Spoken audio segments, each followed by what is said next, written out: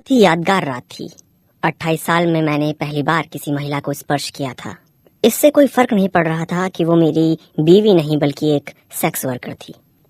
मेरी इच्छाएं पूरी हो रही थीं, इसलिए मैं खुश था। वो अनुभव एक सप्ताह तक मेरे जहन में जीवित था। लग रहा था मानो एक अलग ही दुनिया में हूँ। और ऐसा होता भी क्यों ना, मेरी शादी अब तक नहीं हो पाई है। गुजरात के मेरे शहर में पुरुषों के मुकाबले औरतों की तादाद कम है और इस खाई ने मेरे जैसे तमाम युवकों को शादी से मरहूम रखा है। मेरे माँ बाप को बहुत कुछ सुनना पड़ता है, जैसे अगर आपका बेटा सरकारी नौकरी कर रहा होता तो बात कुछ और होती, लेकिन निजी कंपनी की नौकरी का क्या भरोसा। और आपके पास ज्यादा जमीन भी तो नहीं है। उस समय मैं महीने में 8,000 रुपए कमाता था। मैं घर में बड़ा बेटा था और शादी कहीं भी तय नहीं हो पा रही थी। मुझे लगता था कि अगर कहीं भी रिश्ता हो जाता तो समाज में इज्जत रह जाती। हद तो तब हो गई जब मेरे दोस्त नीरज की शादी हो गई, जबकि वह मुझसे कम पैसे कमाता था। शायद इसलिए कि नीरज के पिताजी 20 एकड़ जमीन के मालिक थे। हम 4 दोस्त थे और अक्सर शराब पीने के लिए पास के शहर जाया करते थे। शायद मेरे दोस्त को उस दिन मेरी परेशानी नजर आ गई थी। ग्लास में बियर डालते हुए उसने कहा, अबे तू इतना परेशान क्यों रहता है, चल मेरे साथ। तो अगर शादी कर भी लेगा तो इतना मजा नहीं आएगा। देख दुनिया कितनी रंगीन है, उसका मजा ले यार, तू चल मेरे साथ। मैं इस ख्याल से ही हैरान था, पर मेरा दोस्त मुझे मनाने में लगा था। आखिर हम एक होटल में चले ही गए। मैंने कई ब्लू फिल्में देखी थी, पर असल जिंदगी में किसी औरत के साथ मैं पहली बार था। फिर क्या था, होटलों में जाना मेरी आदत बन गई। 5 साल तक ये सिलसिला जारी रहा। खुद को सुकून देने के लिए यह एक आसान रास्ता था। लेकिन एक दिन मेरे इस राज की भनक मेरे पिताजी के कानों तक पहुंच गई। उनका गुस्सा 7वें आसमान पर पहुंच गया। हाथ तो वो उठा नहीं सकते थे, इसलिए चिल्लाकर खुद को शांत करने की कोशिश कर रहे थे। तुझे शर्म नहीं आई ऐसा करते हुए? अपनी माँ और बहन के बारे में तो एक बार सोच लेता। समाज में लोगों को क्या मुंह दिखाएंगी। माँ और दीदी अलग से रो रही थी। दीदी के ससुराल वालों को भी ये बात मालूम पड़ गई थी।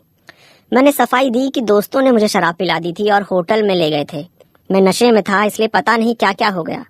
फिर माफी मांगी कि गलती हो गई है। तो फिर इतने सालों तक एक ही गलती क्यों दोहराता रहा? पिताजी के इस प्रश्न का उत्तर मेरे पास नहीं था। दीदी और जीजाजी अलग से डांट रहे थे। बातें सुनकर ऐसा लग रहा था मानो मैंने कोई बहुत बड़ा जुर्म किया हो, जैसे कि किसी का खून। 3 दिन तक मेरे पिताजी ने मुझसे बात नहीं की और तीसरे दिन सीधे कहा, तेरे लिए एक विधवा का रिश्ता है, उसका 5 साल का बेटा है, लेकिन लड़की अच्छे घर से है। लड़की के पिताजी को तेरी इन हरकतों के बारे में पता है, लेकिन वो शादी के लिए राजी हैं। बेटा तेरी भी उम्र हो रही है, तू 31 साल का हो गया है, इस रिश्ते को हाँ कह दे। अब तो तू कमाता भी अच्छा है, गृहस्थी बसा ले, हम भी खुश रहेंगे। लेकिन मुझे तो कोई और ही पसंद आ चुकी थी। वो महिला उस होटल में काम करती थी जहाँ मैं सेक्स वर्करों के लिए जाता था। वो काम तो हाउस कीपिंग का करती थी, कम पैसे कमाती थी, लेकिन उसमें एक बात थी, वो मुस्कुराती थी तो बला की खूबसूरत लगती थी। लेकिन वो भी मेरी करतूतों से नाराज थी। उसने मुझसे शादी करने से इनकार कर दिया। जब उसने किसी और से शादी कर ली तो मैं सदमे में चला गया। मुझे अधूरापन महसूस होने लगा था। यह अधूरापन था किसी के साथ का, जो मेरी भावनाओं को समझे और जीवन भर मेरे साथ रहे। शादीशुदा जीवन की कमी अब खलने लगी थी। परिवार वालों को भी समाज में घुलने मिलने में काफी परेशानी हो रही थी, इसलिए मैंने घर छोड़ दिया। पर 2 हफ्ते बाद ही माँ बाप के बुलाने पर मैं वापस लौट आया।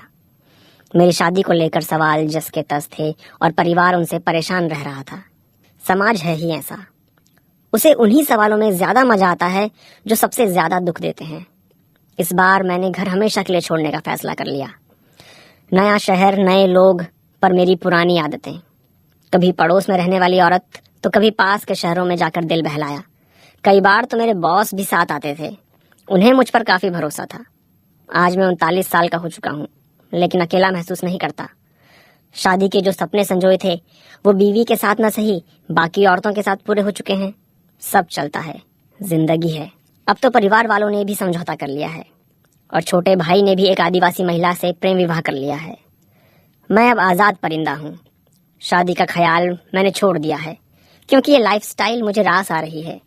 आज मेरी महीने की तनख्वाह 40,000 रुपए है। थोड़ा बहुत मैं ऊपर से भी कमा लेता हूँ।